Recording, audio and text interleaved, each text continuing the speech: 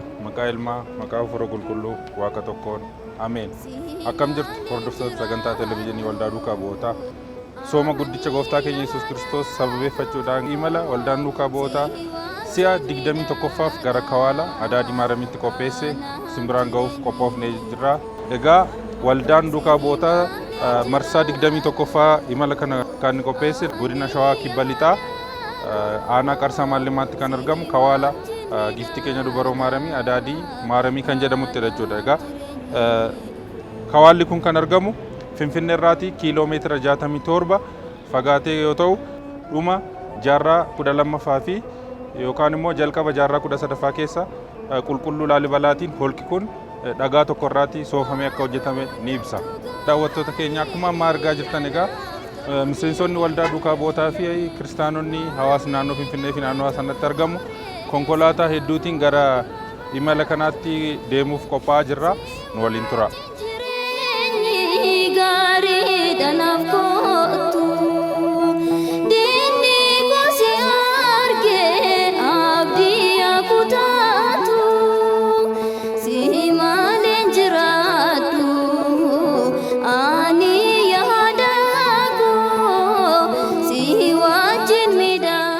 Daawwattoota keenya kan yaadaan waliin imalaa jirtan akkuma argaa jirtan egaa qophii garaagaraa asii isiniin dhiyeessaa jirra.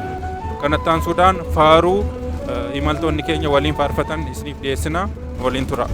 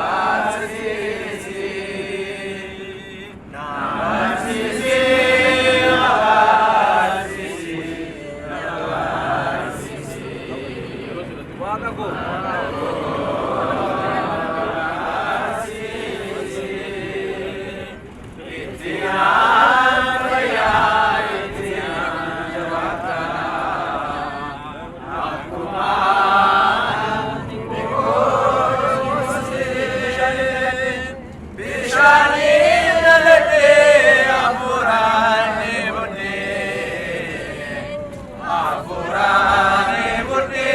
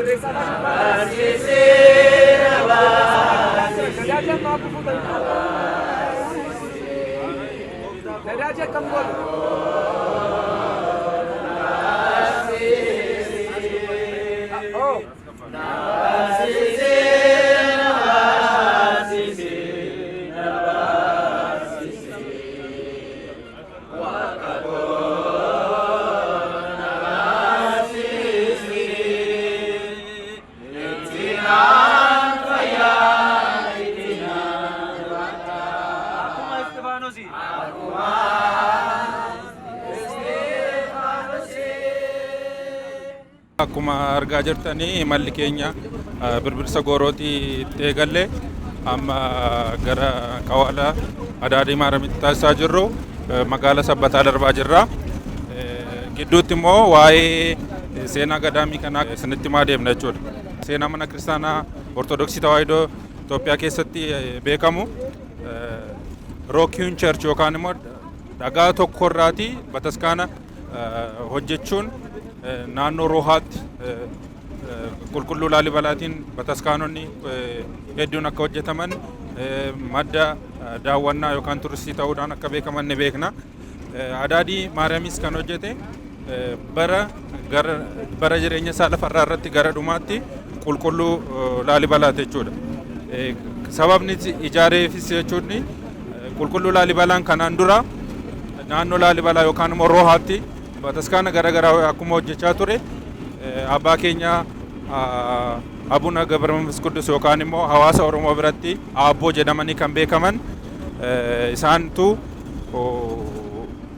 achitti isaan argee as dhufaniis akka hojjetan isaanitti hime jechuudha. Abbaan keenya aabboon yeroo gara Ijipti irraati yookaan immoo Misiraati gara Itoophiyaa dhufan yeroo jalqabaa kan deeman Roohaadha. Roohaatti qulqulluu Laalibalaa wajjin kan wal baran jechuudha.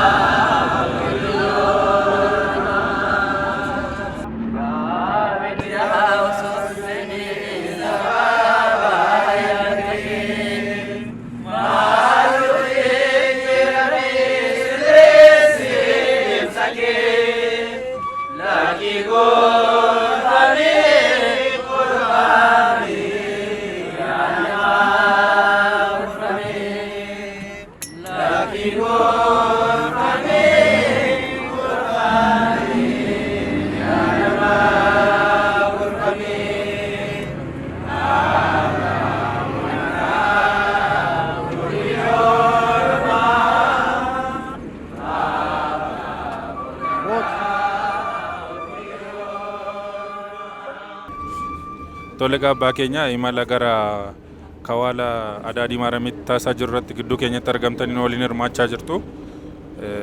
Faayidaan imalaa maalime? Fakkeenyaaf warra imalaniif fakkeenyaaf warra deeman ilaalaniif warra bakkee kawaala sana yookaan bakkee sana jiraniif faayidaan qaamota lamaanii kanaaf qabu maalidha? Gaariidha. Faayidaan kana gara lamaan ilaalama. Ana akka kootti gara lamaan ilaala. Kunis tokko nuti warri wal hin beekne illee bakka hojii adda addaa hojjennaa. Soon keenya iddoo tokko miti. Iddoo adda addaati. Amantaan immoo tokko waan taaneef waliin imala deemuun walii keenya firoomsaa, walii keenya tokko taasisa wal nu barsiisa. Amantaa keenya akka tokko ta'an nus namummaa keenyaan hojii adda addaa hojjennullee beekumsa adda addaan bobbaanee jiraannullee akka amantaatti garuu tokko taanee akka walii yaafanna.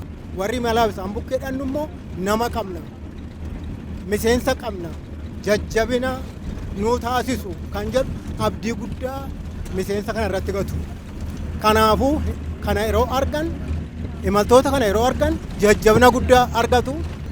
Kawaalee jechuun gadaamee yeroo jennu iddoo seena qabeessa seenaa gurguddaatu jira, waan dagatame jira.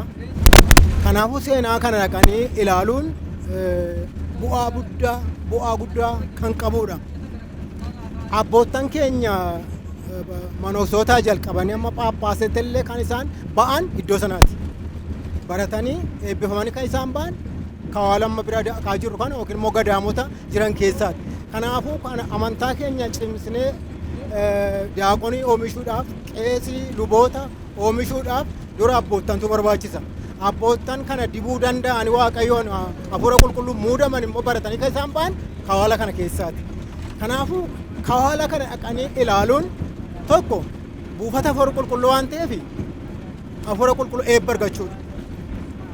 Sabi qiddisoo lama kaan makaani qiddisoo la sabeedha. Namni iddoo kabajamaa dhaqu eebbifamee gala. Namni eebbifamaan immoo iddoo sana kabachiisa. Amma nu yeroo achiidhaan iddoo sanaaf ulfina. Nuufii keenya immoo iddoo eebbifamaa isaarraa ulfina argannee gala. Ijoollee dhaloota Oromoo ta'aniif iddoo akkasii keessa kaka'umsa hinaaffaa amantiin qabu. Hinaaffaa qabu kanaan amantaasaa yaala adda addaatiin yookiin immoo yeroo sanaa rakkoo gurguddaa biyyattii keessa jirurraan kan ka'e amantii isaa irraa kan sigigaatan baay'eetu jiru waan ta'eef akkan sigigaanne afaan isaatiin barsiisuu, afaan isaaniitiin yaada amantaa isaanii kana beeksisuu irratti waldaan duukaa bu'ootaa iddoo guddaa akka qabu. Kana duwwaan dubbadhe otoo hin taane kana gochuu isaatti immoo waan guddaa kawaala kana deemee gadaamii kana deemsisee kakaasee makiinaa konkolaataa qindeessee ijoollee kana anillee kan nawaamee siin nagee abbaa koo lissaanaatti luba badhaasaa tolaati. Isaan immoo jechuun bu'uura waldaa duukaa bu'ootaa yoon jedhe soban ta'u. Kanaafuu isaarraa dhagayan illee anuu carraan argadde iddoo kana dhaqeen beeku. Kanaafuu ijoolleen keenya gadaamii isaanii, kawaala isaanii, seenaa amantaa tawaahidoo isaanii barachuu qabu. Eddii baratanii booddammoo waan baran immoo hojiin agarsiisuun hojii amantaati waan ta'eef amantiin hojii hin qabne du'aadha waan ta'eef amantiin hojiitti hiikama waan ta'eef waaqayyoon hojii nurraa amma hojiidhaan irra deemaa jiru kun hojiin agarsiisudha waan ta'eef jaala amantaa keenya qabnu hojiin agarsiisaa jirra waan ta'eef ijoolleen keenya waan baratan sana hojiin akka hiikan dhaqanii kaawala isaanii akka imalan ilaalan akka baran deebi'anii immoo dhaloota booddee isaanii jiruuf akka barsiisan dhaamsa kanan dabarsuu barbaadu.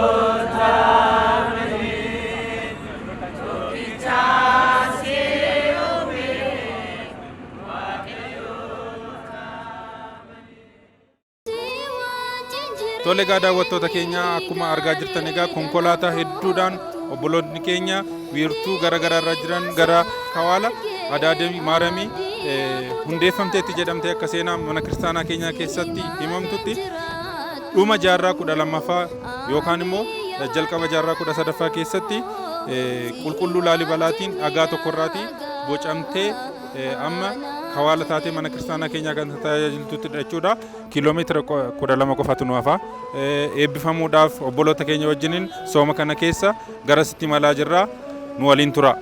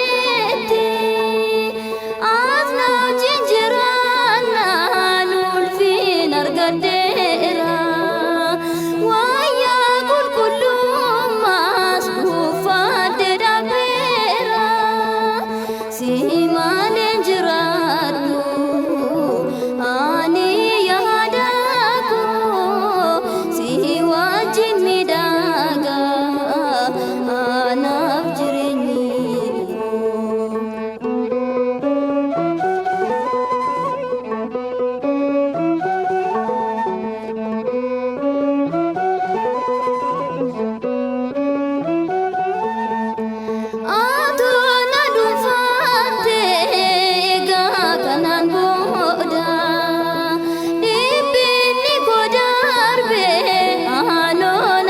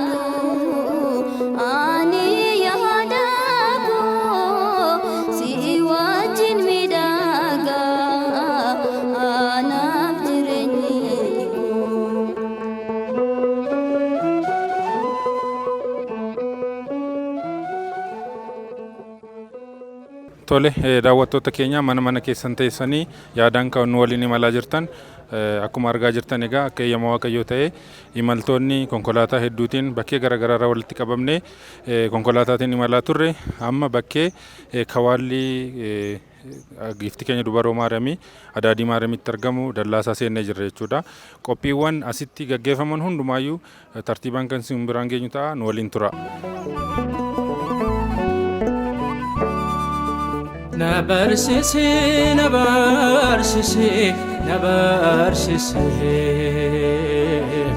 Muftako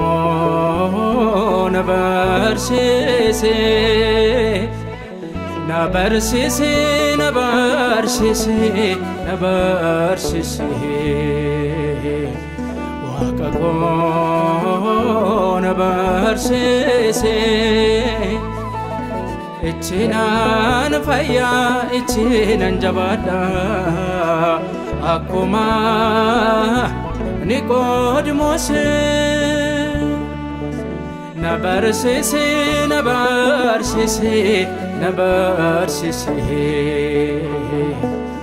Wakako nabarsisi Nabarsisi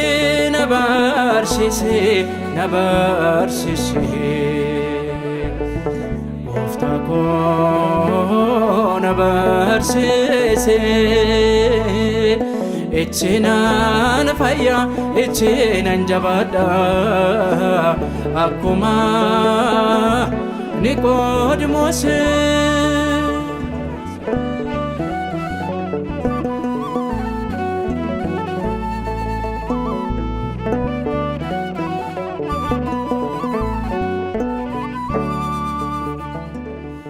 Goyan yon me chofne salkane nanufa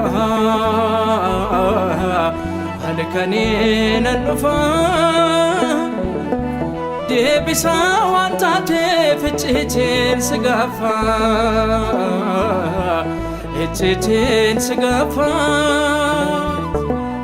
namnat fanantane wagochun dandao Atim sajrenya galanni siagamo Tole egaa daawwattoota keenya obboloonni keenya imala kana dhufanii asitti kawaalicha daawwachaa jiru. Asitti immoo kan argamu daawwachiisa mana kiristaanaa kana Daaqoon Waasiyuun Gazzaany gabaabinaan seenaa mana kiristaanaa kana nuuf ibsa. Akka daawwattaniif sin affeerra nu waliin tura. Jalqaba irratti manni amantaa kun maqaan isaa Adaadii mana qulqulleettii dubaroo Maariyaamiiti. Seenaa mana amantaa Adaadii Maariyaamii kana yoggaa kaasnu kallattii lamaan kaasna. Kunis maa'inni warreerra Giraany Mahammadin duraa fi warreerra Giraany Mahammadin booda jenneet kan seenaa kana barsiisnu. Warreerra Giraany Mahammadin dura eenyu akka hundooftee fi akkamitti akka hundooftee arganna. Lammaffaa irratti immoo warreerra Giraanyiin booda akkamitti akka tajaajila jalqabdee arganna jechuudha. Warreerra Giraany Mahammadin dura yoggoo laallu jalqaba irratti qulqulluu Laalibalaan manneen kaaba Itoophiyaa manneen amantaa kaaba Itoophiyaa jiran erga boceen boodatti abbaan keenya Abuna Gabra Manfas Qidusiin Gibxiirraa gara Itoophiyaatti galan. Yogguu isaan Gibxiirraa gara Itoophiyaatti galan Itoophiyaa kallattii afuriin qoodaa kan bulchaa ture qulqulluu Laalibalaa ture. Abbaan keenya Abuna Gabra Manfas Qidusiin Aksuum Tsiyoon irra guyyoota muraasa turanii sanii booda gara Laastaa yookaan immoo gara qulqulluu Laalibalaan argamutti godaananii jechuudha. Isaan qulqulluu lamaan achitti wal arganii qulqulluu Laalibalaan abbaan keenya Abuna Gabra Manfas Qidusiin akka kaaba Itoophiyaa turanii kan inni isaan gaafate. Isaan garuu kaaba Itoophiyaa osoo hin taane kibba Itoophiyaa turuu waan qabaniif gara kibba Itoophiyaa turanii dhufanii tulluu Zuqaalatirra yookaan immoo gadaamii Zuqaalatirratti boqotanii achirratti osoo gadhannaa gaggeessaa jiranuu qulqulluu Laalibalaan kaaba Itoophiyaa irraa ka'ee gara kibba Itoophiyaatti dhufe. Kan sababni inni dhufes abbaa keenya Abuna Gabra Manfas Qidusiirraa eebba fudhachuudhaaf dhufe. Qulqulloonni lamaan gara Zuqaalarratti wal arganii osoo gadaamii Zuqaalaa daawwachaa jiranuyyuu gara dhihaatti yoo daawwatan bakkee amma manni amantaa Adaadii Maariyaamii bocamte kun dukkaaniin ifa ta'e taa'ee osoo jiru dubaroo Maariyaamii ilma ishee hammattee bakkee kanatti osoo teessu ergamtoonni Waaqayyoo ishee galateeffachuudhaaf samiidhaa gara lafarraa gara samiitti osoo deddeebi'aa jiran Oromtoonni gara Zuqaalaa jiran abbaa keenya Abuna Gabra Manfas Qidusii duuka warra jiraatan jechuudha. Isaan sun ergamtoonni Waaqayyoo gaaboon gaafiitti ta'e afaan Oromiffaatiin yeebboo adii suni maali jedhanii abbaa keenya Abuna Gabra Manfas Qidusii gaafatanii jechuudha. Abbaan keenya Abuna Gabra Manfas Qidusii gaafii Oromoota irraa ka'anii adiin sun ergamtoota Waaqayyooti. Sababni isaan bakka sanitti bu'anii ba'aniif iddoo sun iddoo qulqullummaati galateeffachuudhaaf bu'anii ba'u jedhaniit Oromoo saniif deebisanii jechuudha. Saniin booda abbaan keenya Abuna Gabra Manfas Qidusii qulqulluu Laalibalaan akkas jedhanii ajajaniin akka biyya keessatti hojjette hunduma deemiti bakka sanatti mana amantaa boci jedhanii yeroo isaan isa ajajan qulqulluu Laalibalaadhaaf ergaan ifa ta'e wayii ergaan yookiin immoo iccitiin adda ta'e wayii isaan mul'atee jira. Kunis maa inni dubaroo Maariyaamiin yeroo godaansa ishee Gibxii irra godaanaa turte. Gibxii irra gara Itoophiyaa deeme jedhamtee turte waan ta'eef gaafa gara sanitti gara Itoophiyaatti dhuftu iddoo kana dhuftee itti boqattee kadhannaa irratti gaggeessitee deemte jedhee qulqulluu Laalibalaan dubbatee jira. Saniin booda oolee osoo hin buliin dhufee mana amantaa kana hojjete. Manni amantaa kun qulqulluu Laalibalaadhaaf hojii isaa isa dhumaati osoo hin xumuriin deeme.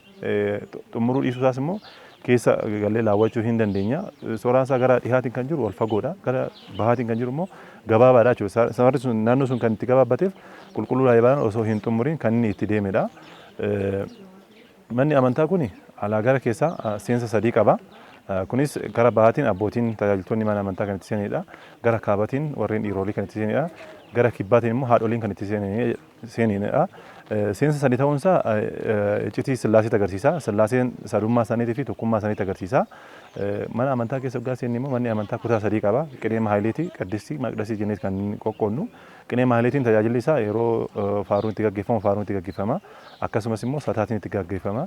Qaddisiin yeroo iddoo foon gooftaa fi dhiigni gooftaa Yesuus Kiristoos itti kennamudha. Inni sadaffaan Maqdasiidha. Bakka kadhannaan qiddaasii itti gaggeeffamudha. Inni biraa manni amantaa kun balbala 10 qaba. Foddaa 24 qaba. Qulqulluu Laalibalaan yeroo manneen amantaa bocu kitaaba qulqulluuti kan inni lafarratti diriirsee balbalaan kunnan ajajan kurnan Museedhaaf kenname san bakka bu'u. Foddaan 24 immoo luboota 24 samii irratti kan isaan bakka bu'an jechuudha. Kanaafuu qulqulluu Laalibalaan mana amantaa kana jalqaba jaarraa 12ffaatti kan inni boce. Jaarraa 12ffaadhaa kaasee haga jaarraa 15ffaatti tajaajila kennaa ture jechuudha. Jaarraa 15ffaa keessa yeroo Giraany Mahammad manneen amantaa Itoophiyaa barbadeessu gara kanatti dhufee ture. Yeroo Giraany Mahammad gara kanatti dhufu tajaajiltoonni mana amantaa yeroo san jiran taabota bultoo Waaqayyoo fi meeshaalee qulqullummaa qabatanii gara Zuwaayee Dasiitiitti kan isaan deemanii Giraany yeroo dhufu mana amantaa argate mana amantaa duwwaa argate barbadeessuudhaaf yaale. Yaaliin isaa inni jalqabaa mana amantaa kana hin gube. Yeroo inni mana amantaa kana gubu ergamaa Waaqaa akka hin gubne ibidda jalaa dhaamse. Saniin booda balbala kurnanii fi foddaa 24 dhakaa gugurdaadhaan cufee deeme. Sababa Giraanyiin manni amantaa kun waggaa 300f tajaajila isaa adda kutee ture jechuudha. Wanta akka hambaatti hafee jiru jira amma keessa waggaa seenne ilaaluu dandeenya. Sooraa inni yeroo san gube iddoo muraasa irratti hafeera. Sooraa irratti hin mul'ata. Keessa seennes daawwachuu hin dandeenya. Kanaafuu inni suni bifa dhakaatiin gurraacha ta'ee jira. Bifa dhakaa alaarraa ilaaluu dandeenya adiidha. Garuu inni yeroo san inni dhiisee deeme mallattoon isaa hambifamee jira jechuudha. ስለዚህ gurraachee jira sooraarra inni gubuu isaa kan nu mirkaneessu.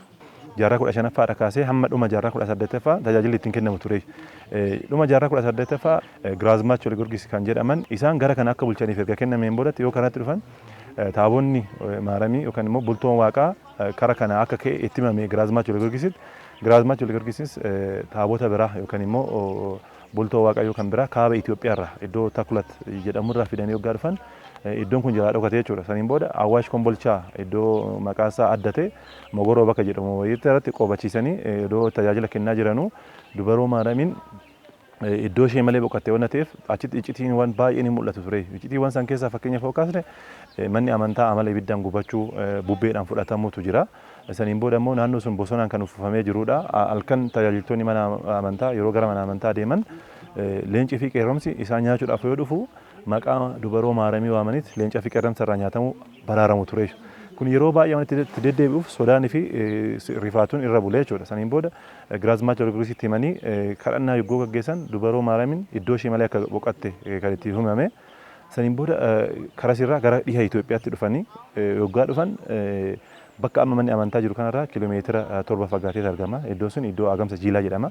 Bakka sanitti mana amantaa hojjechuudhaaf namoota naannoo san jiran yookaan immoo hordoftoota amantaa kiristaanaa naannoo san jiran baasanii waltajjii isaanii gaggeessanii gara Hawaashitti yoo deebi'an kurupheen takka kaatee Giraazmaach Giyoorgis qaxxaamurte jechuudha. Giraazmaach Giyoorgis yeroo san iddootti kan isaan socho'anii geejjibni gahaan waan hin jirreef gaangeedhaan socho'aa turanii.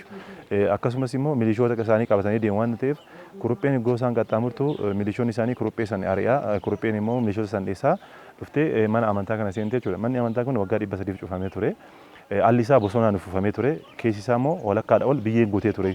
Midhaan kuruphittiin iddoo banaa argattee seentee saniin booda ishee duukaa guggaa seenan homaan arganne waashaa argatanii. Saniin booda kan argatan kana Giraazmaachii wal Giyoorgisitti himanii Giraazmaachii wal Giyoorgis gaangee isaaniitti irraa bu'anii yoo gara mana amantaa kana seenan mana amantaa ta'uun itti mul'ate jechuudha. Kunis qinee maaliitiidha kaasee hamma kutaa sadaffaatti kan deemu jira sararri deemu jira. Sararri kun qinee maaliitirra kaanee yoo duuka isaa deemnu iddoo bultoo Waaqayyoo yookiin immoo taaboonni iddoo taa'utti fannoo gooftaa keenya Yesuus Kiristoos hojjeta. Kana mallattoo ta'ee itti mul'ate saniin booda ani akkaan waan dadhaba Waaqayyoon mana ofii qopheessee jira jedhaniit akka lakkoofsa Itoophiyaatti 1884 labsii labsanii bosona irra jiru irraa mancaasanii biyyee keessa jiru keessa arsisanii 1884 xirrii 21 lammaffaa tajaajila jalqabde jechuudha. 1884 irraa kaasee haga guyyaa har'aatti dhaloota gara dhalootaatti darbaa jira. Kanaafuu manni amantaa kun waggaa 900 kan inni lakkoofseeru.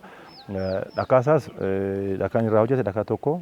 Dhakaan kunis immoo dhakaa kaaba Itoophiyaatiin adda jechuudha. Dhakaan kaaba Itoophiyaa jiru dhakaa baay'ee jajjaboo ta'edha. Inni kun immoo dhakaa baay'ee lallaafoodha. Harka keenyaan hoggaa tuqnu amala jijjiguu qaba jechuudha. Sababni isaas dhakaa lallaafaa ta'uu irraa kan ka'e jechuudha. Inni biraa moggaasa Adaadii jedhu karaa lamaan argatte. Argama mana amantaa kanaatiif gumaacha guddaa kan godhan Oromoota gara Zuqaalaa jala jiran gosi isaaniis gosa Liiban warreen jedhamanidha jechuudha. Argama mana amantaa kanaaf gumaacha kan isaan taasisanii. Akkasumas immoo moggaasa mana amantaa kanaaf kan gumaacha taasisan isaanii jechuudha. Qulqulluu Laalibalaan kaaba Itoophiyaa irraa ka'ee gara kibba Itoophiyaatti dhufe. Kan sababni inni dhufes abbaa keenya Abuna Gabaramnuus irraa eebba fudhachuudhaaf dhufe. Qulqulloonni lamaan gara Zuqaalaa irratti wal arganii osoo gadamii Zuqaalaa daawwachaa jiranuyyuu gara dhihaatti yoo daawwatan bakkee amma manni amantaa Adaadii Maaramii bocamte kun dukkaaniin ifa ta'e taa'ee osoo jiru dubaroo Maaramii ilma ishee hammattee bakkee kanatti osoo teessu ergamtoonni Waaqayyoo ishee galateeffachuudhaaf samiidhaa gara lafarraa gara samiitti osoo deddeebi'aa jiran Oromtoonni gara Zuqaalaa jiran abbaa keenya Abuna Gabaramnuus duuka warra jiraatan jechuudha. Isaan sun ergamtoonni Waaqayyoo gaabooniif gaaboon gaafiitti ta'e afaan Oromiffaatiin yeebboo adii suni maali jedhanii abbaa keenya Abuna Gabaramnuus gaafatanii jechuudha. Abbaan keenya Abuna Gabaramnuus gaafii Oromoota irraa ka'anii adiin sun ergamtoota Waaqayyooti. Sababni isaan bakkee sanitti bu'anii ba'aniif iddoo sun iddoo qulqullummaati galateeffachuudhaaf bu'anii ba'u jedhaniit Oromoo saniif deebisanii jechuudha. Adaadiinis adii kan jedhu irraa gabaabatti Adaadii jedhamte akka moggaafamtu abbaa keenya Abuna Gabaramnuus moggaafamte jechuudha. Abbaan keenya Abuna Gabaramnuus Gibxii irraa gara Itoophiyaa waggaa galan maqaa lama qabu ture. Kunis Abbaa Gabriyootii fi Abuna Gabaramnuus jedhamu. Garuu erga Itoophiyaa galanii moggaasa adda ta'e argatanii jechuudha. Kunis yeroo kaaba Itoophiyaa yookaan immoo Aksuum Tsiyoon irra yeroo turanitti Abuye jedhamanii waamamu ture. Yoo dhufanii gara Zuqaalaa irra jiraatan immoo Oromoonni nama tokko gaa dubbisan yeebboo jedhanii dubbisu kan waan ta'eef yeebboo jecha jedhu sanirraa abboo jedhanii moggaafa argatanii jechuudha. Lammaffaa irratti mukni baay'inaan naannoo kanarratti biqilu jira. Mukni kun afaan Amaariffaatiin Anfaar jedhama. Afaan Oromiffaatiin Adaadii jedhama. Mukicha kun naannoo kanarratti argachuu dandeenya. Mukni kun waggoota dheeraadha kan inni ture. Namoonni naannoo kana jiraatan yookaan immoo hawaasni naannoo kana jiraatu afaan inni fayyadamu afaan Oromiffaatiin. Iddoon argama mana amantaa kanas naannoo Oromiyaa keessa godina Kibba Lixaa Shawaatti aanaa Qarsaa Maallimaa ganda Adaadii Maaramii keessatti argamti. Namoonni naannoo kana jiraatan afaan isaa fayyadaman afaan Oromiffaati jechuudha. Kanaaf muka kanarraa keessas moggaasa Adaadii jedhu argatte. Seenaan haga ammatti dubbachaa jiru kun seenaa afaan hin jiru miti. Seenaa barreeffamaan qabatamaadhaan jirudha. Kitaabni inni irratti barreeffamee jirus kitaaba Xeefot jedhama. Kitaabichi kan jiru Gisheen jira. Kitaaba sana irratti maal inni kan inni jedhu namni Adaadii deemee kadhannaa gaggeesse akka nama Jerusalem deemee kadhannaa gaggeessetti lakkaa'amaaf jedha. Sababni akkana jedhameef fannoon gooftaa keenya Yesuus Kiristoos Gisheen osoo hin qubatin dura Itoophiyaa kallattii afuriin deemee eebbisaa ture. Sababni Itoophiyaa kallattii afuriin deemaa turee fi Atsee Zara Yaaqoob yeroo fannoon gooftaa keenya Yesuus Kiristoositti kennamu fannoo kiyya iddoo fakkeenyummaa fannoo qabu irratti naa ol kaa'i jedhanii waan itti himameef iddoo fannoo san barbaaduudhaaf Adaadiinis iddoo fannoo fakkeeffamti jedhanii fidaniit guyyaa 7 as ol kaanii iddoo kanas eebbisee naannoo kanas eebbisee deemee jechuudha. Fannoo gooftaa keenya Yesuus Kiristoos qofa miti. Alangeen inni itti garafamellee goofoon isaa kan qoree inni seenullee bakkee kana dhufee iddoo kana eebbisee deeme. Abbaan keenya Abuna Gabaramnuus Zuqaalaa irraa ka'anii iddoo kana dhufanii kadhannaa gaggeessaniit gara gadaamii isaaniitti deebi'aa jiru jechuudha. Kanaaf manni amantaa kun kan inni argamu naannoo Oromiyaa keessatti argama. Uummanni naannoo kanaas baay'inaan hordofaa amantaa kanaati. Sila kana ta'ee jiruuf namoonni naannoo kanas jiran namoonni naannoo biraas jiran dhufanii iddoo kanarraa eebba fudhatanii gara naannoo isaaniitti akka deebi'aniin jedhee dubbadha jechuudha.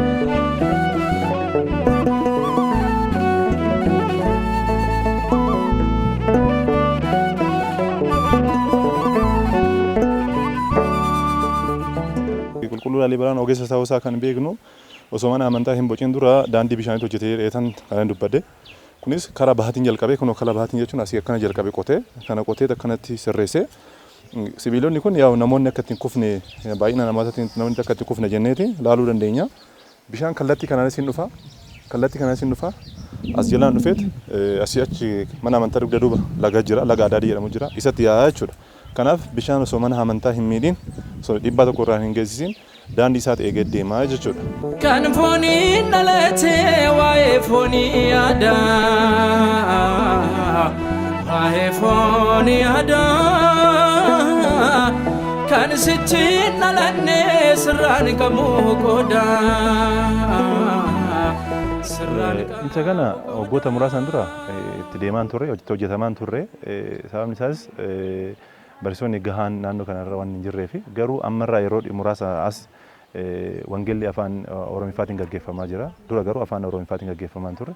Amma garuu karoorri akka karooratti kan qabamee jiru maa inni qiddaaseen illee afaan Oromiffaatiin gaggeeffamuudhaaf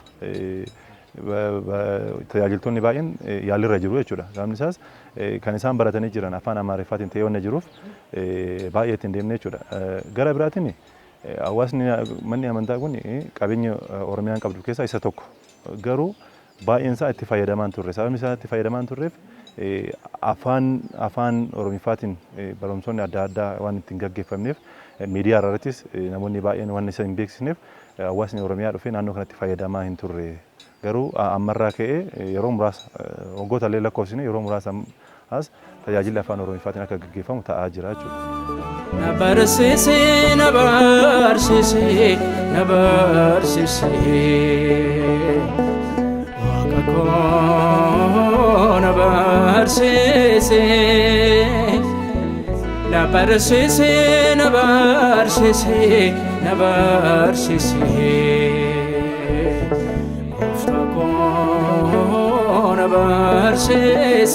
barsiisee.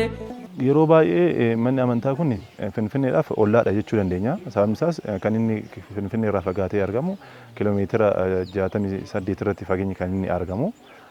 Namni kamiyyuu dhufee laaluu danda'a jechuudha. Garuu gara mootummaatiin ammas waggoota muraasan dura itti ilaalchi ittiin kennamee ture jechuudha. Sababni isaas miidiyaaleen dhufanii waan kana ilaalaan turre warri aadaa fi turizimii illee karaa kanatti dhufaan turre. Amma garuu yeroo muraasan booda dhufanii ilaalaa turanii wanni gara mootummaatiin amma akka karooratti qabamee jiru daandiin fageenyi isaa kiiloomeetira 68 jedhee jira.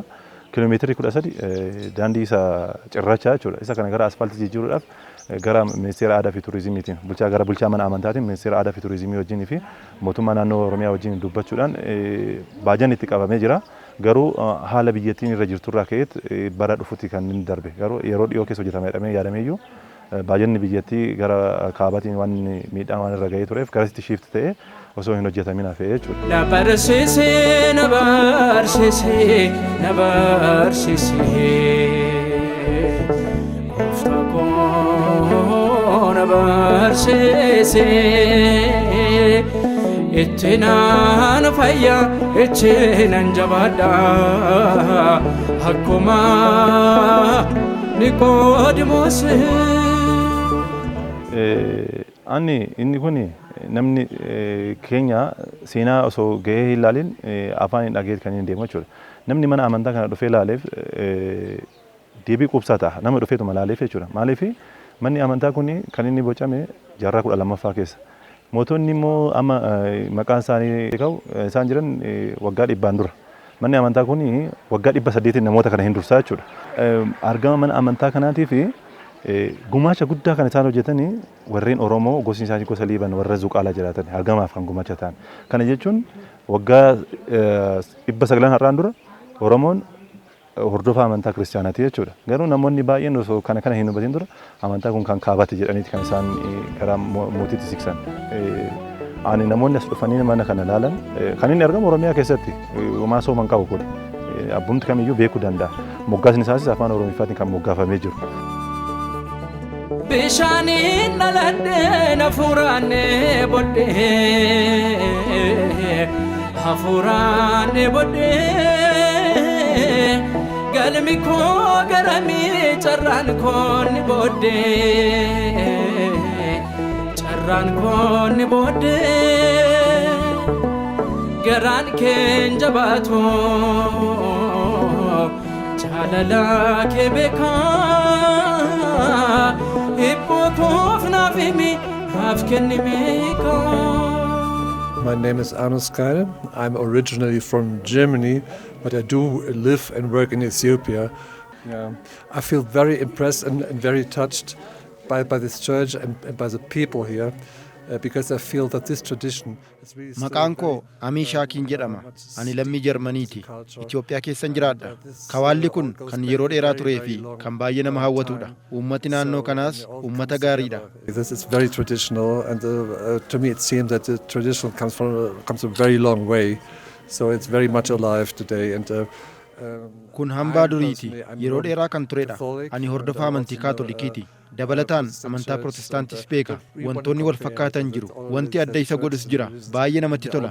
I would advertise it absolutely. It is worth a visit. Come visit it. It's a great place to be, and also it's not too far away from Addis. And I figured that not many people know about it. Yeroon biyya kootti deebi'u namootatti waanan daawwadhe jedhe nan hima. Namootni hedduun waan beekan natti hin fakkaatu. Namooti hedduun iddoo beekamaa biroo daawwatu. Namooti gara iddoo kanaatti nu qajeelchanis namoota gaariidha. Utuu isaan nun gargaarre ta'ee ni rakkanna turre. Bakkichi daawwatamuu qaba. Kottaa daawwadhaan jedha. Na barsiise na barsiise na barsiise waaqa koo na barsiise na barsiise na barsiise na barsiise gooftaa koo na barsiise ittinaan fayyaa ittinaan jabaadha akkuma Niqoodimoos.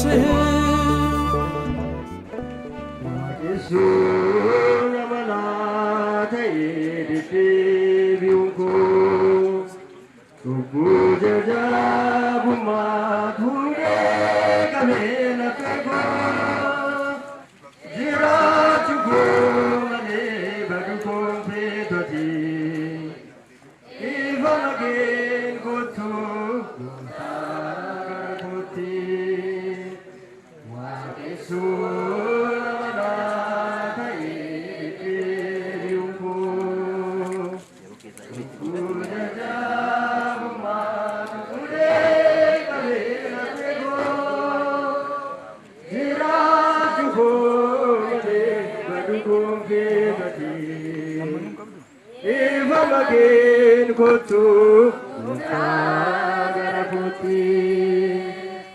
When Gilly Governor Navame Paruha Mujirame Asiha Buddha Beko Devisi Abama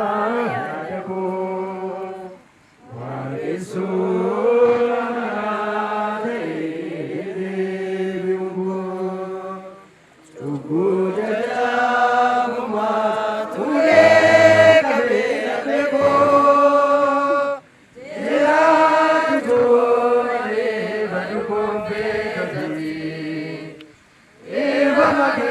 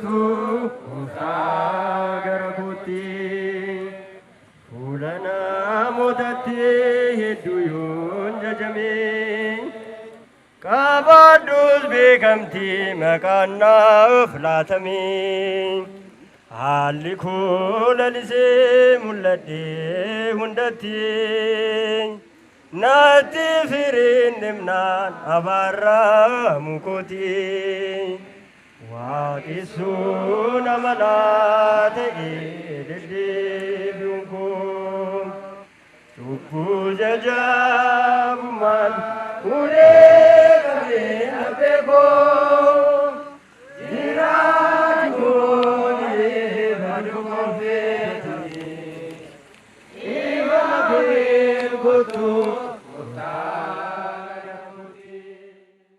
Miseensonni imala kana irratti hirmaatan maal hubatan kan hordofnee walitti deebinaa nu waliin tura.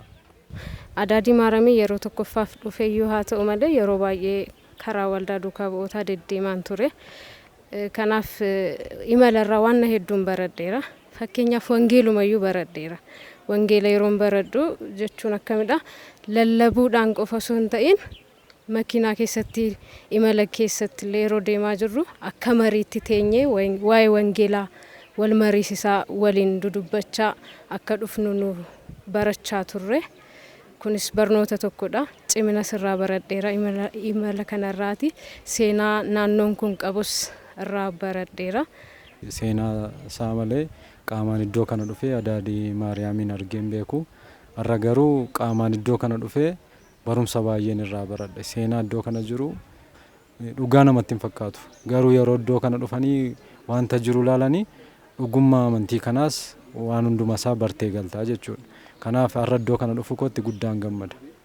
Kana qofatu hin taane deemsa kana har'a bichaa otoo hin taane yeroo kamiin iyyuu namooti baay'een yeroo baay'ee mana yaalaa yeroo deeman qarshii baay'ee baasu. Garuu iddoo kana yoo baay'ate qarshii deemsa sanattiin deeman kan kiraayii makiinaa bichaa kaffalu malee kaffaltii biraa nama hin gaafatu. Iddoo kana dhufanii garuu fayyina guddaa argatanii galu sababa ta'eef yeroo kamiyyuu iddoo kana deddeebinee akka dhufnu hawwii kosa guddaadhaan jedhan. Egaa imala kanarraa waan hubadhe hojiiwwan waldaan duukaa bu'ootaa waggoota dheeraadhaaf hojjechaa turerre bakka tokkotti qindaa'anii argamuun anaaf fakkeenya gaariidha. Maaliif abboonni asitti argamanii ergaawwan gurguddoo fi yaadawwan gurguddoo dabarsaa jiru. Kanarraas immoo ergaawwan isaan dabarsaa turerre yaada bal'aa hubadheen jira. Akkasumas immoo waldaan duukaa bu'ootaa giddugala aarsaawwan isaan waggootan dabraniif kaffalaa turerre guyyaa irraa kana asitti bakka tokkotti agarree ta'uu isaati jechuudha.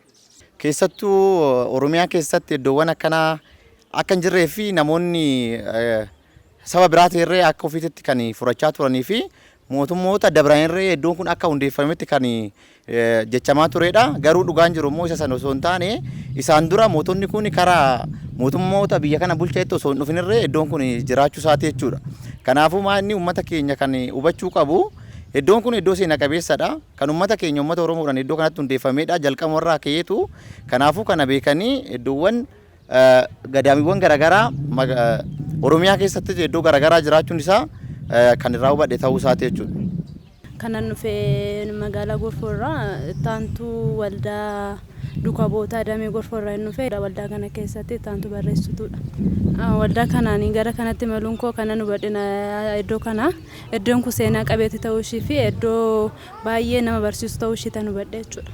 Ani kanan naamuuf jechuudha namoota guyyaa irraa kana dhufanii tantu iddoo seenaa qabeetti tana hin arginee fi borullee akka haaluma kanaan imala kana qopheessanii iddoowwan seenaa garaagaraa qaban kana deemanii daawwatanii barumsa baratanii amantaa isaaniitti illee kan ciman dhaamsan dabarsaaf jechuudha. Qormaatonni hedduu yeroo ammaa kana bataskaana keenya keessatti namoota keenya keessatti baay'eetu jira.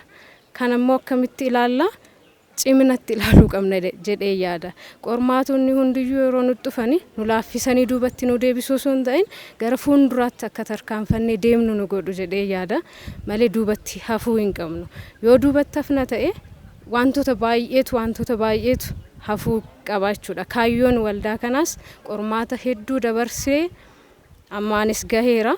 Ammas immoo namoota yookaan lubbuuwwan karaa adda addaatiin fudhatamanii badaa jiran karaa daandii dhugaatti deebisee kaayyoo dhugaaf kaayyeeffatee ka'e isa galmaan ga'uudha. Kaayyoon waadaabaa jechuudha. Walumaa galatti yeroon akkasiin jedhu namoonni keessumaayyuu Oromoon jechuudha. Oromoo fi bataskaana keenya yeroo laallu yookiin Ortodoksii waan nu mudatu akka manaatti qormaata hedduu dabarsinee dhufuu dandeenya. Amantaa keenya waan jaallannuuf hordofuu dandeenya. Suniyyuu irra darbee immoo akka hawaasaatti qormaata hedduutu irra ga'a. Waanuma Oromoo taateef qofa ati bataskaana kana maatti beekta, Ortodoksiin maal akka ta'e maatti beekta kan jedhamus jira. Qormaata sana immoo namoonni baay'een yookiin immoo Oromoonni keessuma hubatanii qormaata ta'uusaa hubatanii wangeelli akka jiru wangeela dhugaaf jiraatanii jiraachuu osoo amananii yaalanii malee namoonni baay'een abaluu akkas jedhaan abaluu akkas godhaan jedhee osoo duubatti deebi'u baate kaayyoonsaa wangeelli maal akka jedhu hubate qormaanni immoo bataskaana keessas akka jiru hubate qormaata sana immoo darbuuf mudhii jabeeffatee dhaabbatee Waaqayyo wajjiniin kadhannaadhaan cimee qormaatota hedduu jiran darbuu qaba jedheen yaada.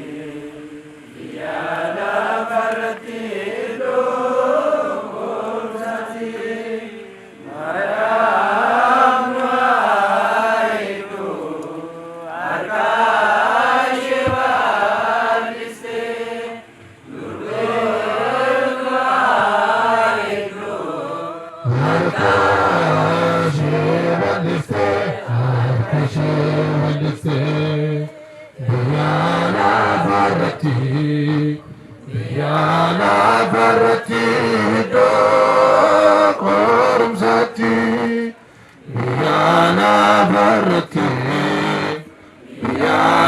barati do korumsati Maryam do harkashmaliste durmen do harkashmaliste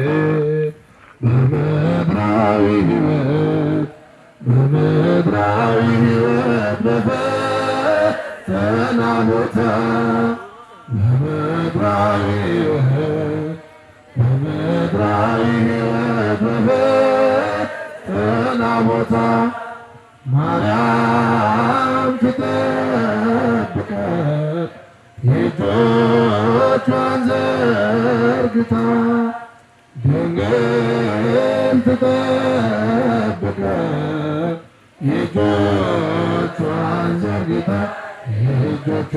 ዘርግታ ብያላ ባረቲ ዶ korumsati biyala barati do korumsati Maryam do harkashmaliste durben do harkashmaliste Tole daawwattoota keenya egaa jalqabaan gadumaatti akkuma sin daawwachiisaa turre miseensonni waldaa duukaa bu'ootaa wiirtuu garaagaraa fi damee garaagaraa irraa dhufanii daawwannaa kawaala qulqulleettii dubaroo Maariyaamii Adaadiitti raawwatan sin daawwachiisaa turreerra.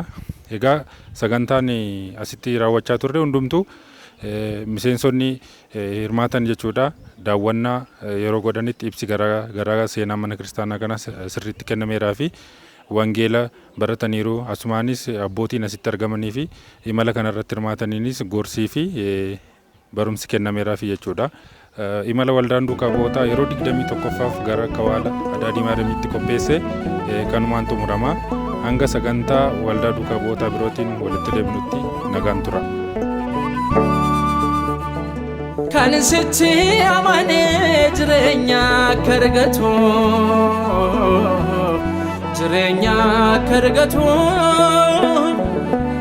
amantiif jaalalaan cimee haa dhaabbatu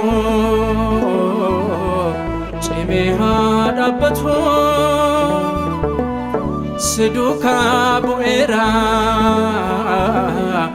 akkamiin callisaa Okni ko sibsa halifan sidoksa